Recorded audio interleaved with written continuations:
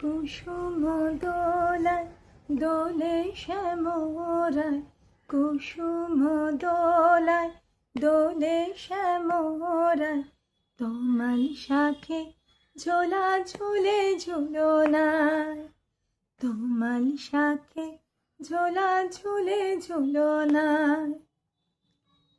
শ্যামের পাশে শ্রীমতী হাসে, শ্যামের পাশে শ্রীমতী হাসে, যুগল শশী দেখো বৃন্দাবনে।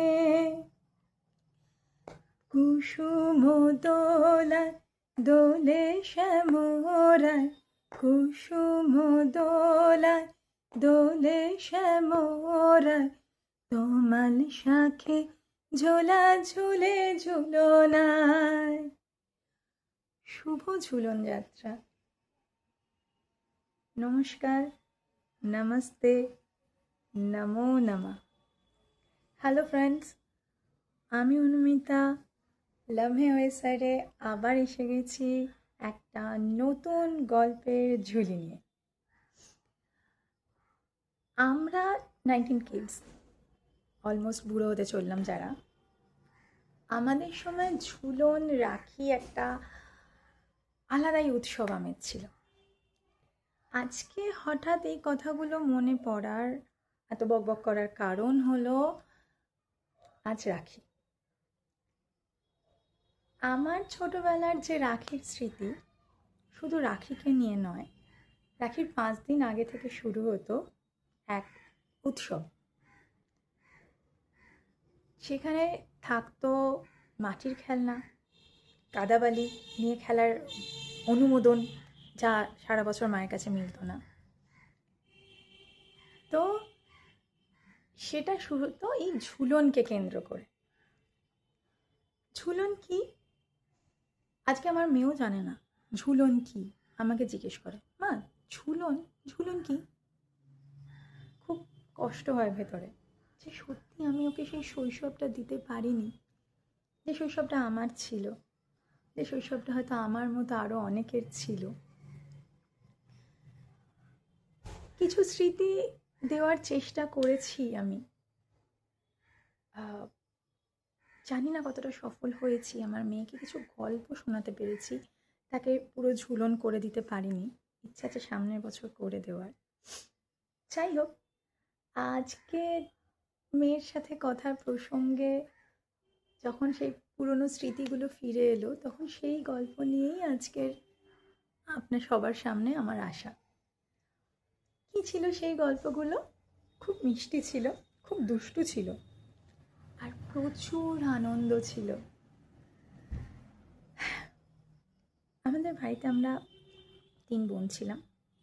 আমি, আমার ছোট বোন, আর আমার ঝাড়তো দিদি। 3 জন মিলে ঝুলন সাজাতাম।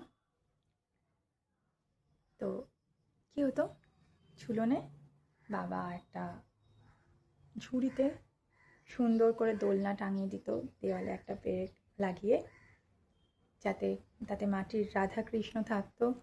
রাধাকৃষ্ণ যাতে পড়ে না যায়, কারণ তিনি তো দোদুল্যমান হবেন। তো সেই ব্যবস্থাও বাবা করে দিত সুন্দর করে।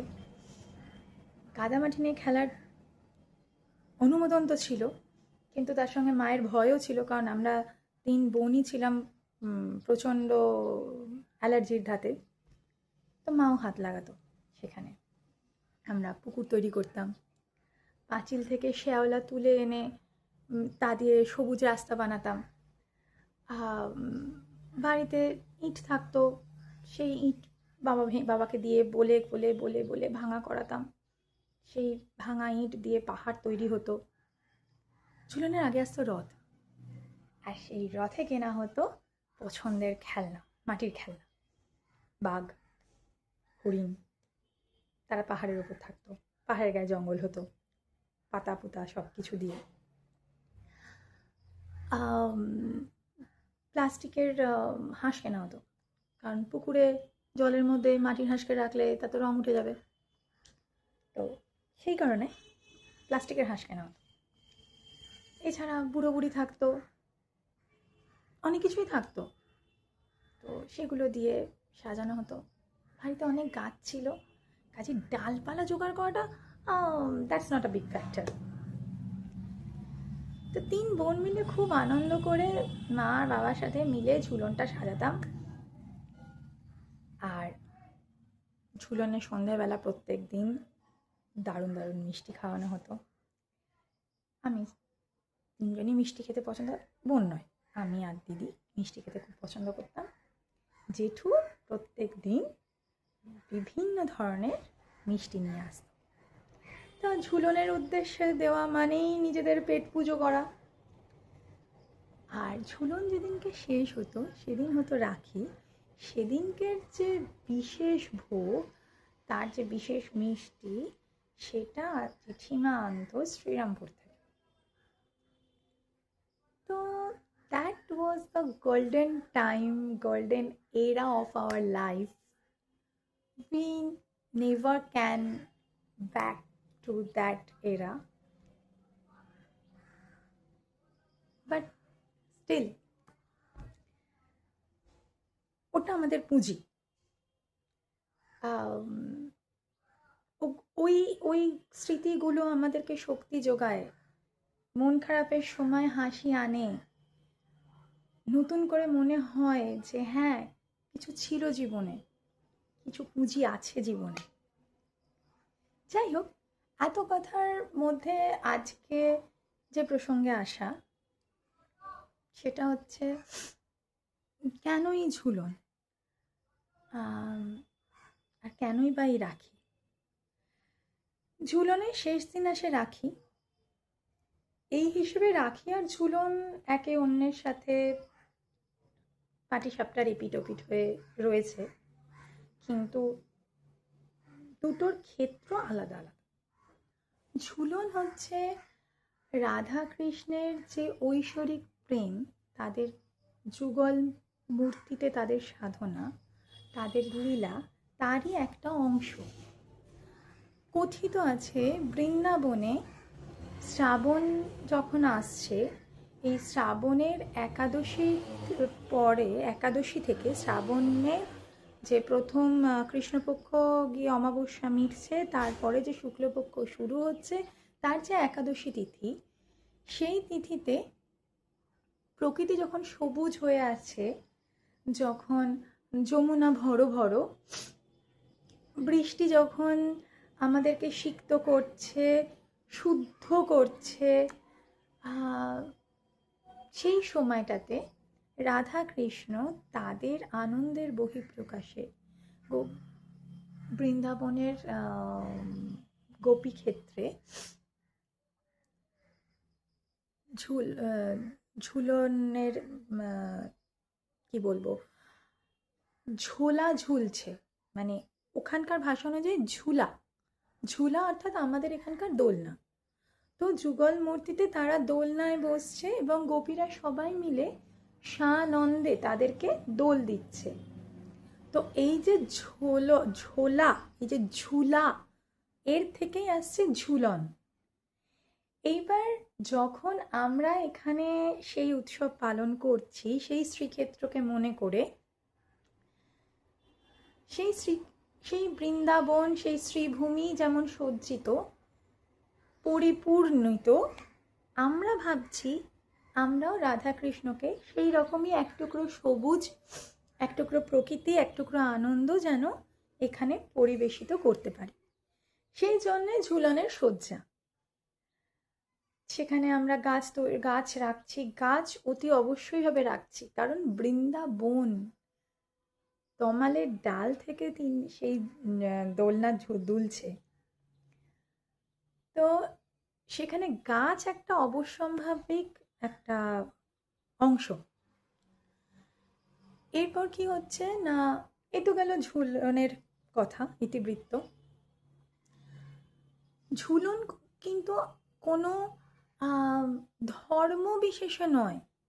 ঝুলন এমন নয় যে আমি আস্তিক তাই আমি ঝুলন করছি, আর ও নাস্তিক তাই ও ঝুলনে অংশ নিতে পারবে না, এমন নয়।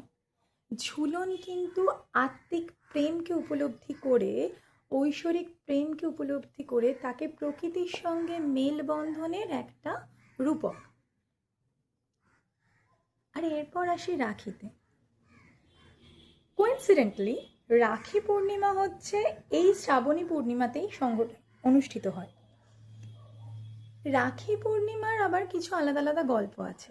মূলত রাখি পূর্ণিমা ভাই বোনের মধ্যে সখ্যতা, হৃদ্যতা এবং তাদের আত্মিক যে বন্ধন তার দৃঢ়তা প্রকাশের একটা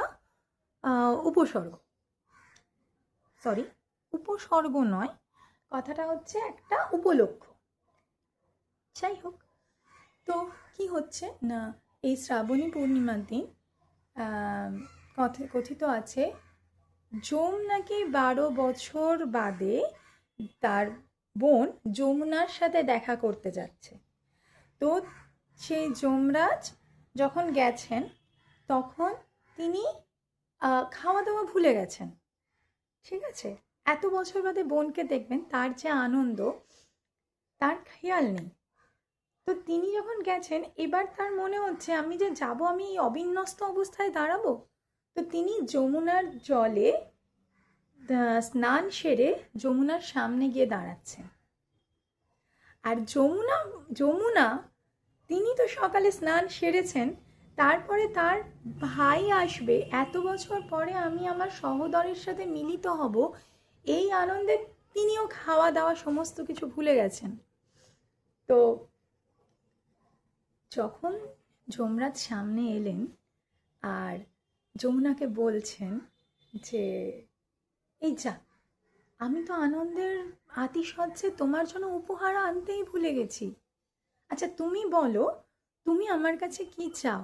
আজ তুমি যা চাও তাই পাবে। তখন একজন বোন তার ভাইকে বলছে, আমি যা চাই তাই পাবো তো? তুমি আমাকে প্রতিশ্রুতি দিচ্ছ? যমরাজ বলছে, হ্যাঁ অবশ্যই। যমুনা তখন বলছেন, একজন বোনের হৃদয়, তার আকাঙ্ক্ষা অনেকটা বড়। কি আকাঙ্ক্ষা?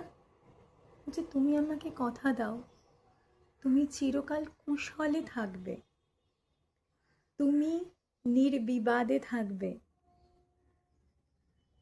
তুমি সুস্থ থাকবে, তুমি দীর্ঘায়ু থাকবে, তোমার আশীর্বাদ আমার মাথার উপরে সর্বদা রাখবে। এই ছিল তার চাওয়া। আজকে সত্যিই তো আমাদের বোনেদের ভাইয়ের কাছে কি আবদার থাকে? সর্বশেষ আবদারটা কি থাকতে পারে? আমাদের বাড়িতে কোনো ছেলে, মানে আমাদের বাড়িতে কোনো ভাই অর্থে কেউ ছিল না, কাজিনস ছিলেন, বাট আমরা বাড়িতে 3 জনেই বোন।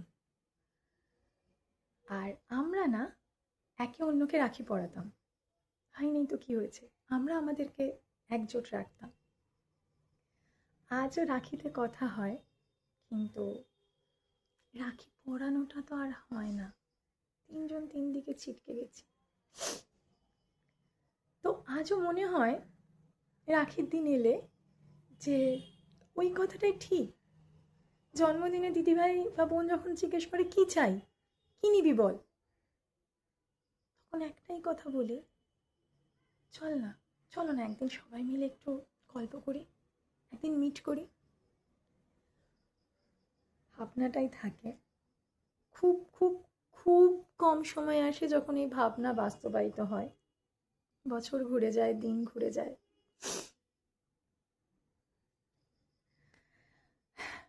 তো যাই হোক, আরেকটা অ্যাসপেক্ট আসছে, যেখানে শ্রীকৃষ্ণ স্বয়ং আসছেন রাখির আঙ্গিকে। শ্রীকৃষ্ণের একবার আঙুল কেটে যায়, সেই সময় দ্রৌপদী তার শাড়ির আঁচল কেটে আঙুলে জড়িয়ে দেন। অর্থাৎ তিনি ভাইকে রক্ষার অর্থে সুতো বাঁধেন। আর সেই ভাই, সেই সখা তাকে আশীর্বাদ দেয়, তাকে প্রতিশ্রুতি দেয় যে আমি আজীবন তোমায় রক্ষা করব। সেই থেকে রক্ষা বন্ধন, রক্ষা বন্ধন। সেই প্রতিশ্রুতি উনি রেখেছিলেন যখন দ্রৌপদীর বস্ত্রহরণ হয়। আমরা সবাই জানি সে গল্প, সে বিস্তারে আর গেলাম না। এরপর ভারতবর্ষে যখন আমরা দেখছি, ভারতবর্ষের ইতিহাস যখন আমরা দেখছি, তখন আমরা দেখছি যে সময় ব্রিটিশ সরকার বঙ্গভঙ্গ করছে, তখন তাদের মূল এজেন্ডা ছিল যে হিন্দু মুসলিমকে পৃথক করা। কারণ বাংলা এমন একটা পরিসরে ছিল যেখানে হিন্দু মুসলিমের একতার দরুন তারা বাংলাকে গ্রাস করতে পারছিল না সামগ্রিকভাবে। তো এই হিসেবে বঙ্গভঙ্গ, এই অ্যাসপেক্টেই বঙ্গভঙ্গের চাল চালা হয়, জাতি সম্প্রীতি বিভেদ তৈরি করার জন্য। তো এইখান থেকে রবীন্দ্রনাথের তখন ভাবনা আসে যে তিনি মানববন্ধন তৈরি করেন এবং রাখি উৎসব পালন করেন এই দিনে। সেখানে কি হয় না, রাখি মূলত হিন্দুদের উৎসব। তো হিন্দু রমণীরা সেই দিনকে জাতি নির্বিশেষে হিন্দু এবং মুসলিম দুই ভাইকেই রাখি পরান, তাতে আত্মিক বন্ধনের দৃঢ়তা বজায় রাখার জন্য। বকবকটা একটু বেশি হয়ে গেল আজকে। ওই গল্প, সময়ের টাইম লাইন তো মানে না। যাই হোক, আজকে এই পর্যন্তই। পরের দিন আবার আরও নতুন কোনো গল্প নিয়ে, নতুন কোনো স্মৃতি নিয়ে আবার আসা যাবে। ততক্ষণ ভালো থাকবেন, ভালো রাখবেন। নমস্কার। সাথে থাকবেন। চ্যানেলটি সাবস্ক্রাইব করলে আন্তরিকভাবে খুশি হব।